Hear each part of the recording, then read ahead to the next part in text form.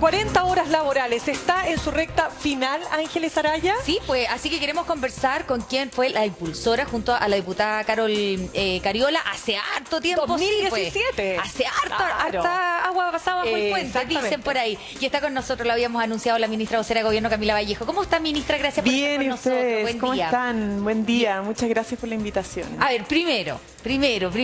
¿Contenta, orgullosa, feliz?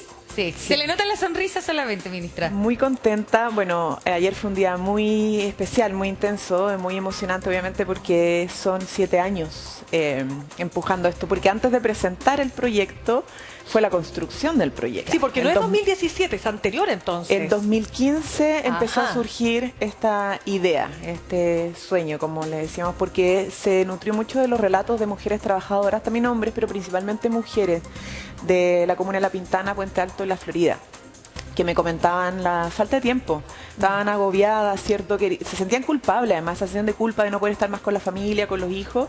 Y ahí empezamos a investigar sobre la jornada laboral en Chile, los estándares internacionales, la experiencia comparada, y fuimos preparando las condiciones para el proyecto del 2017.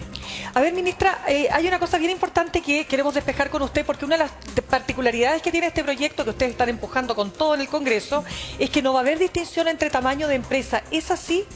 Es así, y eso fue fruto del diálogo tripartito que se empujó desde el Ministerio del Trabajo. Ustedes saben que, bueno, la ministra Jara le ha tocado liderar la elaboración de estas indicaciones al proyecto original que está en el Senado, y también acompañar al Ministerio de Economía, el Ministerio de Hacienda, bueno, el subsecretario del Trabajo y Previsión Social, y en los procesos de conversación se llegó a la propuesta de que no hubiese distinción como el proyecto original que yo presenté, donde eran 5 años para las pymes y a las grandes había una gradualidad menor, por el trayecto que tienen los trabajadores y trabajadoras. Un trabajador que está en una gran empresa y al mes siguiente pasa a una pyme, no tiene sentido que cambie la jornada laboral. Entonces la gradualidad es para todos por igual, en el fondo, independiente del tamaño. Lo que pasa es que uno se cuestiona y se pregunta, ¿no? ¿Qué pasa con las pymes donde es más difícil? Porque nosotros hicimos el ejercicio con Ana María Silva, nuestra periodista, en una fábrica de sopaipillas. ¿Se acuerdan ustedes? Sí. De masa. Claro, de masas propiamente tal. Y no les daban, no les calzaban los tiempos. Y ellos hicieron el ejercicio y los trabajadores estaban felices, decían, sí, lo vamos a lograr. Y se ponían como meta, tenemos que producir tanto, y no les dio. Y los mismos redujeron el horario de colación, hicieron varios cambios. Y al final dijeron, no nos da. O sea, tenían que tener una meta de 1.700 masas, por ejemplo, y llegaron a 1.300. Entonces, ¿qué va a pasar con ese tipo de empresa o de pyme o de fábricas? Bueno, lo primero es la gradualidad. Yo quiero mencionar una cosa antes. Nosotros tenemos alrededor de 800 empresas que están solicitando el sello a las 40 horas, para que queden certificadas, y ya llevamos entregadas, porque hay todo un proceso de revisión de los requisitos, y ya tenemos más de 100 que se les han entregado, y la mayoría son pymes. Cooperativas y pymes que han decidido dar este paso de los trabajadores con sus empleados, y particularmente liderado por los empleadores. ¿Tiene algún ejemplo de tipo de pyme? Tenemos, es que no te han listado en la página del Ministerio del Trabajo, lo hemos entregado, han sido públicos las entregas. Ay, se me olvidó una que estaba, de hecho, ayer, una pyme que... ¿Dónde están los asesores? Los asesores.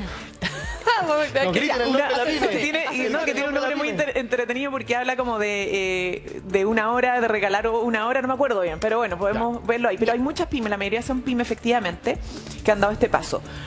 ¿Qué es la mejor garantía? Es la gradualidad. Estamos hablando de 5 años. Si esto se aprobara este año, empezaría a regir la primera hora de reducción el 2023. Al 2025, si era el tercer año, las otras 2, y al finalizar los 5 años, las otras 2 horas. Podrían adelantarse los que pueden. Pero también hay planes. ¿Significa que en ese tiempo se puede preparar la pyme para eso? Claro, en general la gradualidad es lo que ha servido en las experiencias comparadas, es que permite el proceso de adaptación, pero además van a estar cuidadas las pymes. Aquí, como les decía, no es solamente el proyecto liderado por la ministra del Trabajo, sino que también por los gremios, por las pymes en conversación. Se llegó a un buen acuerdo respecto a esto, estuvo todas las redes de la CPC, y las pymes también han participado. El apoyo del Ministerio de Economía. El Ministerio de Economía ha participado de esto porque están todos los planes de CENSE, Cercotec, etcétera, para, primero, facilitar las capacitaciones para la reorganización del trabajo, porque esto muchas veces tiene que ver con cómo uno organiza el proceso productivo. Entonces, eso por un lado, y también otros tipos de apoyos que tienen los planes y programas del Ministerio de Economía. Y bueno, nosotros además tenemos toda una agenda de ProPymes, que es independiente del proyecto, y eso quisiera volver a plantearlo, ¿cierto? Por ejemplo, el FOGAPE y otras medidas que ha empujado con harto compromiso el Ministerio de Hacienda. Que la exigencia para las pymes va a ser alta dentro de los próximos años, porque ustedes les van a pedir, ok, con gradualidad, pero que se ajusten a un sistema de menos horas de trabajo. Por otra parte, les están pidiendo que paguen un sueldo mínimo más alto, y además se pusieron una meta re ambiciosa de devolverle una productividad que Chile no tiene hace 10 años, de 1.5, que es medio técnico, pero no importa. El punto es que es todo junto. ¿Se puede o no se puede, ministro? Bueno, estamos trabajando en distintas aristas, porque ustedes recordarán, por ejemplo, que para el proyecto salario mínimo, que logramos en menos de 5 meses un reajuste histórico no antes visto, lo hicimos también con diálogo tripartito y con las pymes, las grandes empresas y los trabajadores. Entonces se logró un acuerdo muy bien valorado en el Congreso Nacional y por las mismas pymes para poder garantizar que las pymes puedan cumplir con ese aumento a través de subsidios, etcétera. Entonces, eso se acordó y por eso estamos cuidando también en este proceso a la pyme. Y los trabajadores... ¿Se van a perder puestos de trabajo, ministra? Porque esto tiene que ser obligatorio para todos. Para terminar con la pregunta, estamos garantizando mejores condiciones de vida a los trabajadores con mejor remuneración, pero sin dejar atrás a las pymes. Y además el ministro de Hacienda, y lo había comentado también la semana pasada, con el ministro de Economía están con la mesa de productividad, porque hay un mandato presidencial. Exacto. Nosotros tenemos hace más de 10 años un crecimiento bajo y la productividad también es muy baja en nuestro país. Es que es un punto súper importante que usted acaba de mencionar, porque ustedes acá dicen en el proyecto más tiempo de descanso efectivo. ¿Quién no quiere descansar más? ¿Quién no quiere llegar temprano a la casa, ver a los hijos? Y si no tiene hijos, por último, o hijos grandes, tener tiempo para uno, para la vida, y eso ayuda a la productividad. Pero ¿cómo se va a juntar ese legítimo deseo con la productividad que no se ve afectada?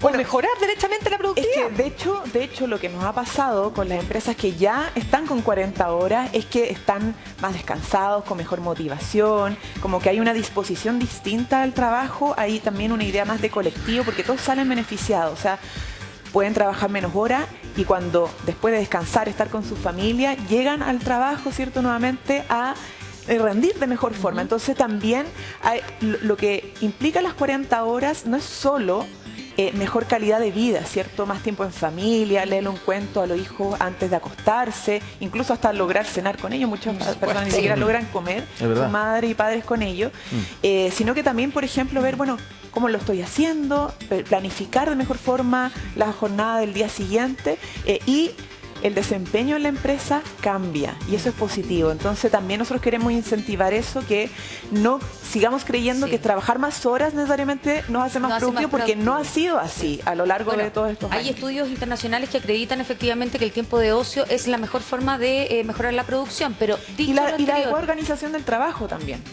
¿Cómo tú planificas y organizas de mejor forma el trabajo? Pero hay gente que se pregunta, ¿era necesario una ley para hacerlo obligatorio para todos al mismo tiempo? ¿No era mejor incentivar a través de, no sé, impulsos tributarios, por ejemplo, a las pymes? Porque ¿cómo se garantiza? Y aquí viene la otra pregunta, ¿no? ¿Cómo se garantiza finalmente que las personas que sean contratadas después tengan el mismo salario? Mira, nosotros primero volver a destacar algo que creo que es sumamente importante, porque estos son un conjunto de indicaciones que fueron trabajadas en mesas con conversaciones, con los distintos sectores involucrados, justamente para que esto avance de manera responsable, pensando en las familias, calidad de vida, pero también con responsabilidad. Y por eso para nosotros fue tan importante que la presentación del día de ayer estuviera no solamente la CUT, ¿cierto?, la coordinadora de sindicatos 40 horas, y que han empujado del mundo del trabajo esto, sino que también los empresarios. Y estuviera la CPC y estuvieran pequeñas empresas, porque hubo una conversación justamente para que pudiéramos aplicar esto con responsabilidad, con gradualidad y pensando en los distintos sectores productivos. ¿Por qué tendría que ser esa discusión de que es cuando no se piensa en los distintos sectores productivos? Esto modifica el Código del Trabajo, la jornada ordinaria, pero también las jornadas especiales y las excepcionales. Entonces, obviamente no se aplica igual al sector minero, al sector transporte, que al comercio o el que tiene una jornada ordinaria, que es la más regular, ¿cierto? Entonces eso nos permite obviamente hacer una aplicación adecuada, y porque es un derecho. Nosotros hemos incentivado con el sello 40 horas que las empresas bajen la jornada Pero laboral. eso no es obligatorio. No es obligatorio. Entonces, hemos con Pero eso ¿por qué demostrado... tiene que ser obligatorio, ministra? ¿Por qué tenía que ser ley? Porque si no hubiese sido ley, esto no habría funcionado. Porque ¿dice usted? consideramos que tiene que ser un derecho.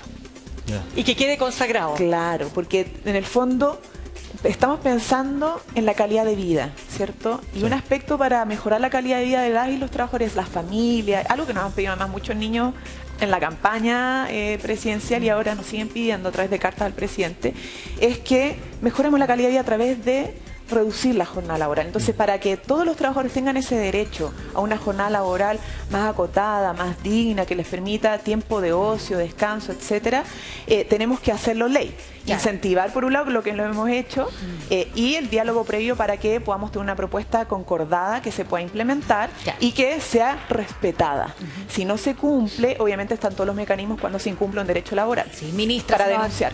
Se nos acaba el tiempo, lamentablemente. Hay franja, así que eso es bueno porque es la parte más democrática, ¿no? En donde uno se puede enterar y conocer entonces las propuestas. A propósito, íbamos a hablar también del plebiscito, ministra, pero se nos acaba el tiempo. Así que cordialmente invitada para una próxima oportunidad. Gracias Bueno, por venir. muchas gracias, Gracias, que ministra. estén Que bien. esté muy bien.